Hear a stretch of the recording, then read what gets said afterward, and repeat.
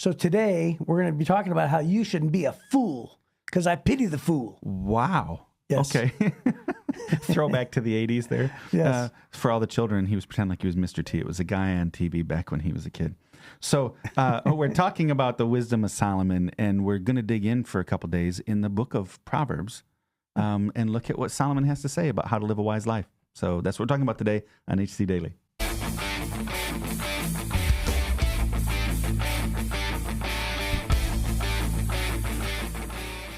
You're listening to another episode of HC Daily, a daily devotional podcast that you can listen to at home or on the go. We believe that you can grow as much as you want to grow spiritually, and this podcast can be a part of your daily growth plan. So, whether you're watching on YouTube, listening on Spotify, or your favorite podcast app, we're glad you're here. Now, let's join our hosts, Jeff Forrester and Chris Zarbaugh, in the studio. So, Chris. Yes. So I told you yesterday that I got to talk to several of the children who love watching our podcast every day. And by children, are you calling children like 18-year-olds to 25-year-olds? No. I'm talking like Jade yesterday when I talked with her. She's 8. She's 8 years old. Oh, wow. Oh, cool. yeah. Lots of kids are watching with their moms gotcha. and dads. Yeah. Gotcha, I've had several parents come up and say, hey, we watch on the way to school or when we're driving down the road or whatever. And Got it. Yeah, so that's it. So anyways, one of the things that really stands out is just how handsome you are and fit. Dude. And so we were curious about, we were really curious, what is your, when you work out, what's your favorite exercise? What's your favorite way to burn calories and get fit and exercise? Well, I mean, everybody knows, everybody should know that like cardio doesn't necessarily do it for you. It's more about lifting, you lift or you exercise in that way. It's That's what I imagine. Resistance training, right? Huge muscles. But you asked me a different question. You said, what is my favorite? Yes, what's your favorite? So my favorite is the elliptical machine. Elliptical? Yeah, so it is cardio. And how does that go? But you step on it and then you get the bars and you work on your hands. So I like it because it's full body, but also, to be honest with you, I like it because it's low impact on my knees. Oh. So I don't really, I have bad knees. Bad knees? Yeah. And bad ankles. That's why you walk like a cowboy? That's me, strut. Yeah. Oh, okay. Strut. Yeah, I prefer to think of John Travolta and Saturday Night Fever strutting. So if you two, boys and girls, want to look like Chris Zarbaugh, just get on the elliptical. Is that what you're saying? No, not at all. This is a horrible introduction. No, I was curious to see. So, because the reason why I asked, people can tell I work out a lot too. And so I've been working out at the HFP, Heritage Fitness Project. Yeah. I don't know if people knew Heritage Church has a gym. And they just started a boxing thing. So I've been taking boxing classes. So if you and I ever have to get in a fight, you're going to pay the price, buddy. So I hope it doesn't come down to that. So just don't push me. You know what? Here's the thing. You could train all you want and I would still win. Okay, we'll see. Anyways, send in on your comments how many of you like to see that one go down. Oh, that'd be fun. That'd be fun to do for a podcast someday. Just come up, put some gloves on and go. We did fall kickoff planning yesterday. Yeah. And there's something similar going to happen there. Really? Are we going to arm wrestle? No, we're going to do something on stage. Ooh, okay. I'm excited for fall kickoff. Yes. That's in the end of September. Yes. Ooh, I'm excited now. Yeah. Okay. So we're going to read from the book of Proverbs. We're going to look at just the first couple of verses of the first chapter because he kind of says, this is why I'm writing this book. And then he just writes down tons of great ideas for living. And then we're going to kind of highlight chapter 3 because it's kind of like the pinnacle of that first section. Right. So here's what he says in Proverbs chapter 1. We're just reading verse 1. These are the Proverbs of Solomon, David's son, king of Israel. Their purpose is to teach people wisdom and discipline, to help them understand the insights of the wise. Their purpose is to teach people to live disciplined and successful lives, to help them do what is right, just, and fair. These proverbs will give insight to the simple and knowledge and discernment to the young. Let the wise listen to these proverbs and become even wiser. Let those who with understanding receive guidance by exploring the meaning of these proverbs and parables and the words of the wise and their riddles.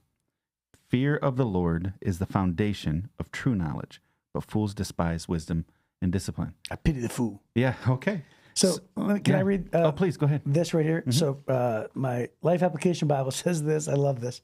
One of the most annoying types of people is the know-it-all. Mm-hmm. The person who has the dogmatic opinion about everything, is closed to anything new, resents discipline, and refuses to learn. Solomon calls this kind of person a fool.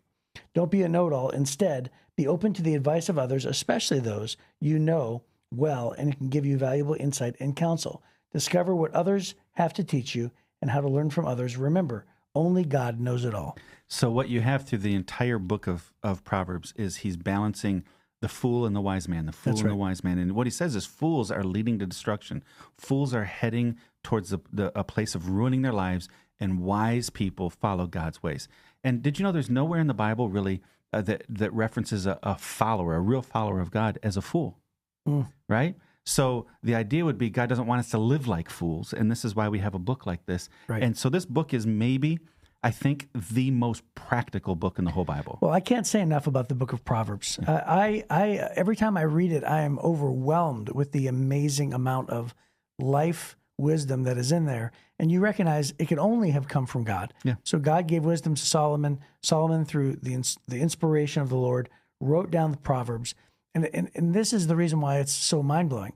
Because in the same chapter, you can have like 15 or 20 principles that are true about humanity. Yeah. Not just about Solomon and his friends, Right.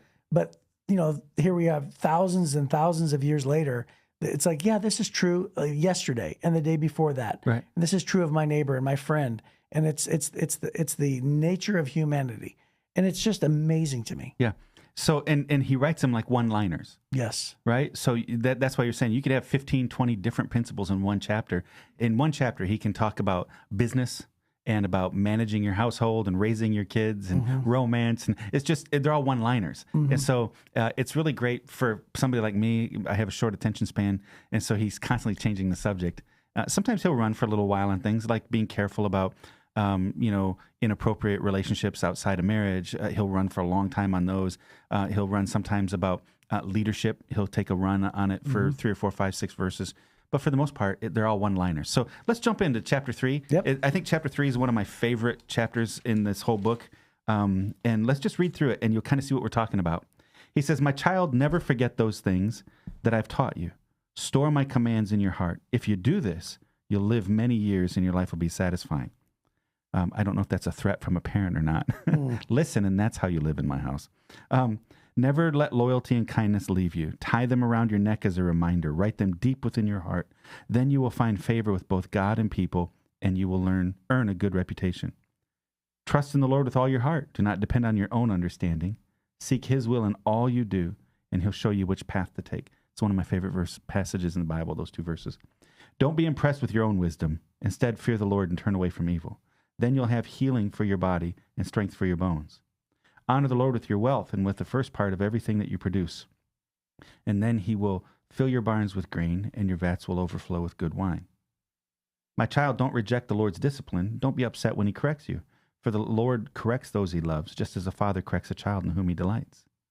So each of those, you see how each of those kind of is broken up? 2 sentences long, 2 sentences long. Parenting, financial, tithing. Yeah.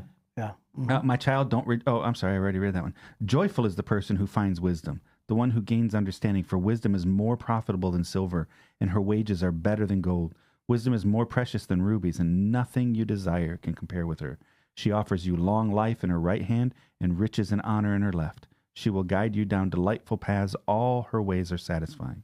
Wisdom is a tree of life to those who embrace her. Happy are those who hold her tightly. And then you can just go on and keep reading.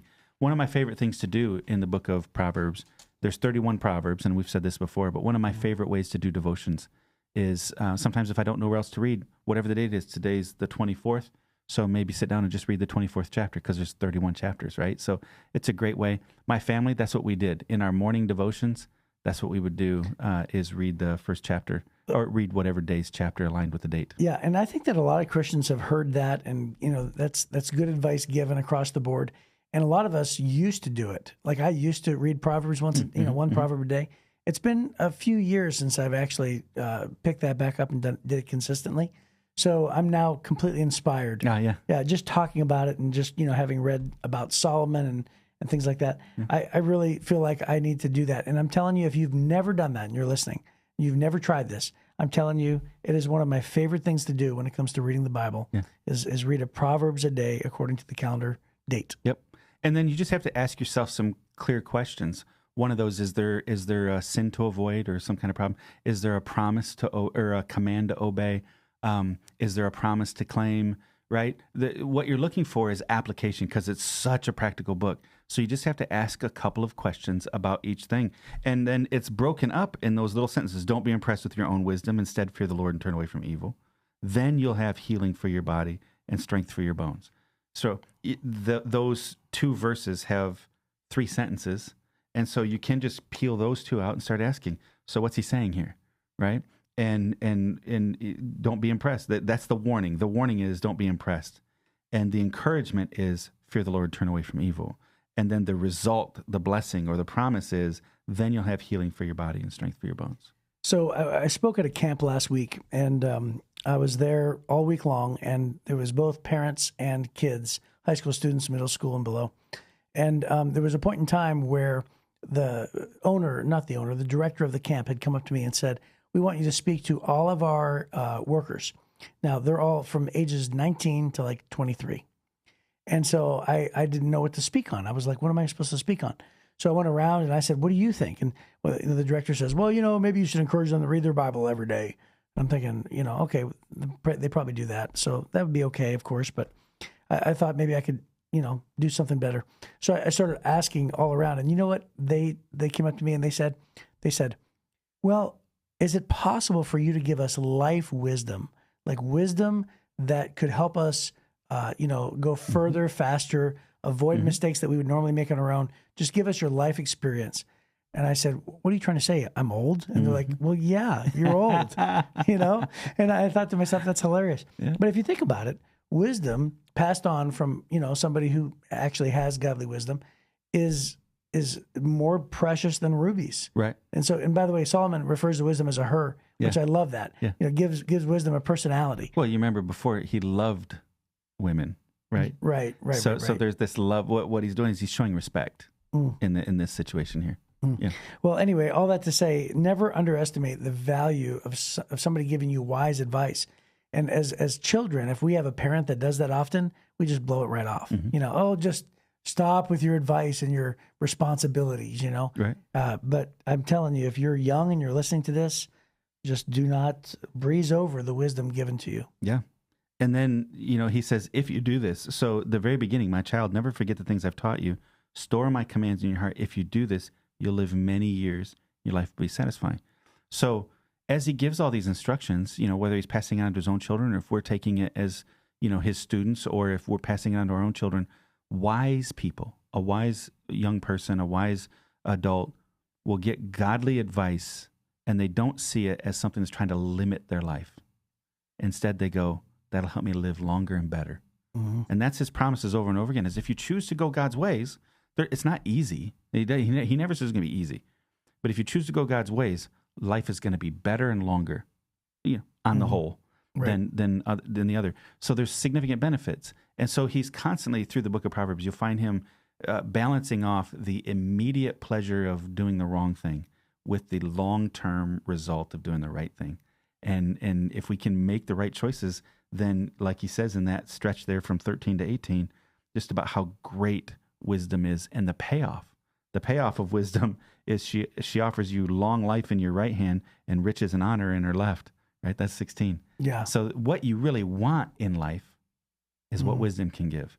But the short-term pleasures that come in the very moment will take those things away from you ultimately. Well, it makes me believe that Solomon didn't really even understand what he was even asking for back in the day. Yeah. When God said, I'll give you one request, like a genie in a bottle. Yeah. God approached Solomon and said, I'll give you one request. And he said, well, I'm young and I don't know how to govern these people. So please give me wisdom. And God says, because you have asked this and not of anything else, I'll make you the wisest man who's ever lived. Well, think about this. Now he's writing this as the wisest man who ever lived. And, right. and what is he saying? Right. He's saying wisdom is the best. Yeah. Because he has it. Yeah. But he's using wisdom to say that. Right. It's just pretty amazing. It's pretty amazing. Well, we're going to get into Ecclesiastes in a couple of weeks or a couple of days. And in Ecclesiastes, he's really struggling with purpose. He's saying, what's the purpose behind anything that we do? Even at one point, he says, what's even the purpose behind wisdom? Yeah. But he ends the book going, it's about living a good life and honoring God, right? That's how he ends it. So even at his worst, maybe in the book of Ecclesiastes, he still understands wisdom, godly wisdom. Because remember that the end of that verse 7 in chapter 1 says that the beginning, the foundation of wisdom is the fear of the Lord. Yeah. And so he understands where to have the best life. He just didn't sometimes have the discipline to make the right choices. Yeah. Right? So, well, Ecclesiastes for me, and again, we'll talk about it, but it seems like those moments where I'm just like, what's the point of life? Because I'm going to die, and 100 years from now, nobody's going to remember my name. Mm-hmm. And you drive past cemeteries, and I don't know if you think like this. I do, yeah. But you look at tombstones, and you're like, nobody remembers that girl or that guy. Yeah. You know, and the day you die twice, right? Mm-hmm. The day that your physical body dies, Mm-hmm. and the second time you die is when the last person dies who remembers you. Yeah. Then forgets you. Yeah. So it's sort of like one of those books. Yeah. Where it's like, yeah, we're only on this earth for 85 years if we're lucky, Right. and then we pass away. Mm-hmm. And so what's the point? So we'll talk about that shortly because he comes up with a solution, which is really, really great. He does. But can we just spend the last couple minutes? I paused for a second as we were reading through, but Proverbs chapter 3, verse 5 and 6, I think are two of the most important verses for a growing Christian to memorize. Oh, for certain. Right? And Mm-hmm. to apply and apply and apply and apply. Trust in the Lord with all your heart, not some of your heart, all your heart. Do not depend on your own understanding. Seek his will in all you do, and he'll show you which path to take. Mm-hmm. So let's just break that down sentence by sentence. Trust in the Lord with all your heart. God is saying, listen, don't go halfway on this faith thing. So many people, I'm all in with God, but then we make all our decisions based on the way the rest of the world makes their decisions. We get all of our influence from professors and writers and bloggers and news people instead of from God and God's word. Yeah. Well, it reminds me of what Peter said when he said, throw your nets on the other side. And he said, Master, we've been fishing all night. Yeah. I'm the expert fisherman. Yeah. He said, but nevertheless, because you say so, I'll throw it over the side. Yeah. And what he's really saying is this: I'm casting aside all my wisdom, which is what Proverbs says. Do not depend on your own understanding. Yeah. So in light of your reservations, in light of what you think you know, that's why he says all, because he says, if you trust in the Lord with all your heart, then what you're going to do is you're just going to get to the point where you're saying, okay, I don't know it all. Right. And so I'm just going to give God my trust, whatever he asks or, advises me to do. I don't know how to phrase this, so I'm just going to because it just came to me. Don't you wish that our listeners, if you could survey them, say, how many of you really, really know the words of God inside and out? I think the majority of people say, I don't know the words of God inside out. Don't you wish our listeners could know how good of a life they could have if they would throw off what they do know and just go God's way? Well, yes. Because don't depend on your own understanding. What he's warning you is you have an understanding of how life works. It's just not going to give you what you think it's going to give you. Mm-hmm. Right? So go God's way instead. I just wish everybody could know how much better their life could be if they'd throw away what they do know and just go only with what God says. Well, I think there's a little special club for pastors, because if God calls you to be a pastor and a spiritual, guide or a leader of people, I gravitate toward every scripture where Paul says, as your pastor, I pray this for you. Mm-hmm, and in so many different ways, he sort of says that. Yeah. And he says, I beg you, just to do this because I care for you as one of your pastors and leaders. And I always think, man, I do too. Yeah. And so to answer your question directly, I think about that all the time. I think about, I just wish that people would just discover, every time we get up and give a challenge, whether it's a marriage challenge, financial challenge, whether it's a relational challenge or, whatever it is, it's just, man, I just wish everybody struggling with this issue would understand what it means. Right. Like a forgiveness issue. Right. It's like some people chose to forgive, some people chose to hang on to their unforgiveness. I just wish everybody would understand the wisdom of what it means to forgive. Right. Yeah. Yeah. So and this would be true, how much better would every marriage be if everybody would throw away everything they think they know about marriage and just go with godly wisdom, biblical wisdom, right? How much better would the parenting be? How much better would your finances be? How much better right? And that's why Solomon wrote this book. The book of Proverbs this is God's wisdom, right? And then he says, seek his will in all you do, and he'll show you which path to take. And so one is, I need to know what God's words are, so I'm not depending on my own understanding. The only way I can know is not just God miraculously write it in the sky or give me a sign, right? Instead, God says, I use my words. I've given you this whole book. I give you 33,000 verses or 31,000 verses, whatever it is, for your benefit. And so what we have to do is become students of it so we know what the words say and then learn to apply it like Solomon. And then he says, seek his will in all you do. He'll show you which path to take. That's one of those things I find myself often going into a situation when I'm not precisely sure what I'm supposed to do. And I'll say, Lord, help me to say the right thing and not the wrong thing. Help people to forget the wrong things and help them to only gravitate to the best things. God, speak through me, help me, right? Help me make the wise decision. I want to honor you so that everything that's done today and that every decision made today is going to elevate you and move your kingdom forward. And I think that's that seek his will in all you do, and he'll show you which path to take. In the moment, sometimes, how many times have we started thinking we were heading in one direction, and God just, when we pray these kind of prayers, God deviates just a little bit and it winds up being so much better. Yeah. Well, I like to think of it like when you go bowling and you put the bumpers up, that it's God's job to bump you along the way to get you where you want to go. Right.